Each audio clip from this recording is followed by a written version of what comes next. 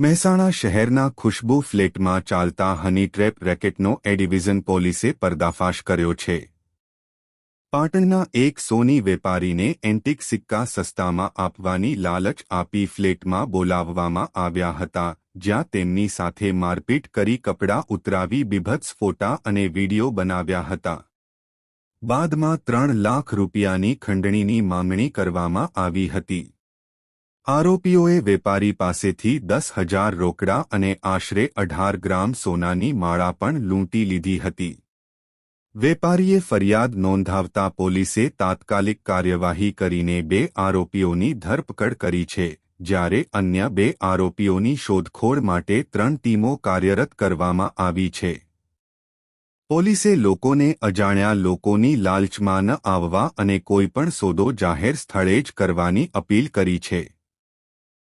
શું કહેશો, હની ટ્રેપની આ ઘટના બની હતી, કેટલા આરોપીઓ પકડાઈને આગળ શું કાર્યવાહી? ગઈ તારીખ 10 જુલાઈના રોજ આ જે કામના ફરિયાદી છે અને ભોગ બનનાર છે તે પોતે ટ્રાવેલિંગ કરી રહ્યા હતા। તે દરમિયાન તેઓના ઉપર એક અજાણ્યા નંબર ઉપરથી ફોન આવેલો હતો।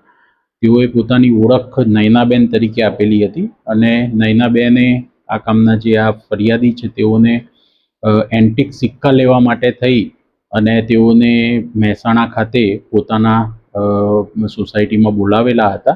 બિલાડીબાગ પાસે આવેલ ફ્લેટની સ્કીમ છે, ત્યાં તેઓ પોતાના ઘરે લઈ ગયેલા હતા અને ફ્લેટ ઉપર જ્યારે તેઓ અંદર પ્રવેશ કર્યો તો ત્યાં પહેલેથી જ એક સ્ત્રી અને બીજા માણસો હાજર હતા અને તરત જ આરતીબેન કરીને બીજા એક જે નયનાબેનના સહ આરોપી છે તેઓએ દરવાજો બંધ કરી દીધેલો હતો અને તેમને મારી અને તેમના કપડાં ઉતારાવી અને નયનાબેન સાથેના તેઓના ફોટો પાડી લીધેલા હતા।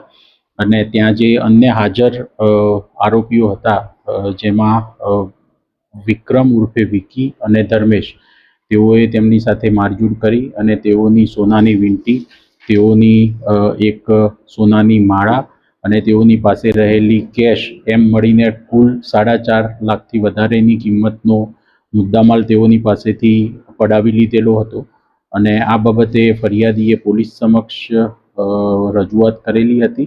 તેઓએ ઉપરાંતમાં એવું પણ જણાવેલું હતું કે તેઓના મિત્ર પાસેથી પાટણ ખાતે એક વિમલસિંહ કરીને જે આરોપી છે તેને ત્યાં મોકલી અને 50,000 રૂપિયા પણ ત્યાંથી મેળવી લીધેલા છે।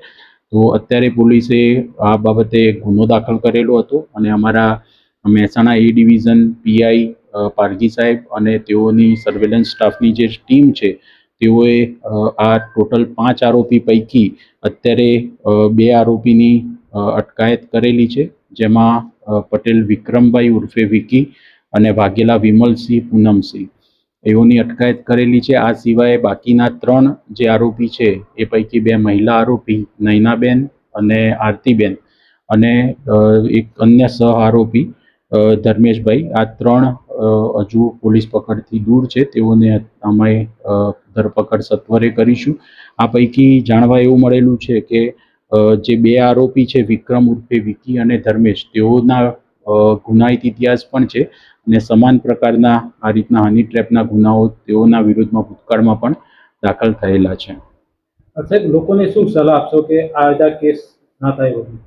અજાણ્યા નંબર ઉપરથી આવી રીતે જ્યારે કોઈ પણ ફોન આવે છે તો એના ઉપર ઝડપથી લોકો વિશ્વાસ કરીને દોરાવવું ના જોઈએ અને આ વધારેમાં વધારે આ જે સ્ટોરી છે એ લોકો સુધી જાય તો લોકો આ બાબતથી થોડા સાવચેત રહે કે આવી રીતે તેઓને અન્ય રીતે કાવતરામાં ફસાવવાનું ષડયંત્ર પણ હોઈ શકે છે।